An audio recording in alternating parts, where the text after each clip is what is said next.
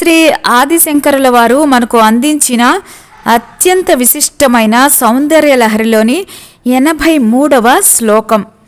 పరాజేతుం రుద్రం ద్విగుణ శర గర్భౌ గిరిసుతే నిషంగౌ జంగేతే విషమవిసికో భాడమకృత యదగ్రే దృశ్యంతే దశశర పలాహ పాదయుగళి నకాగ్ర ఛద్మానః సురమకుట శాణైక నిశితాః.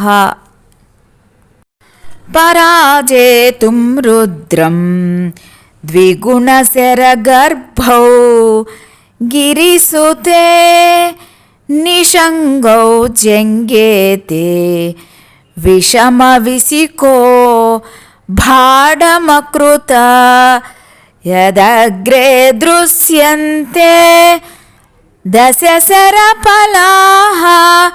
పాదయుగళి నకాగ్రఛద్మానః సురమకుట శాణైక నిశితాః.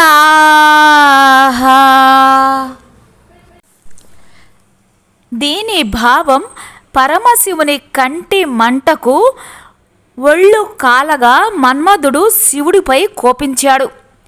శివుడిని గెలవాలని తలచాడు. తన 5 పుష్ప బాణాలను తీసుకొన్నాడు. 2 అమ్ముల పొదలను సమకూర్చుకున్నాడు. ఆ అమ్ముల పొదలే నీ పిక్కలు, ఆ బాణముల పదునైన కొసలు నీ కాలిగోళ్ళు.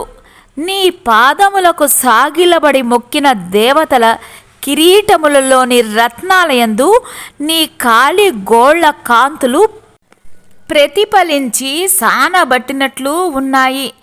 నీ కాలిగోళ్ళు 10 మన్మధుని 10 బాణాల కొసలులాగా ప్రకాశిస్తూ ఉన్నాయి.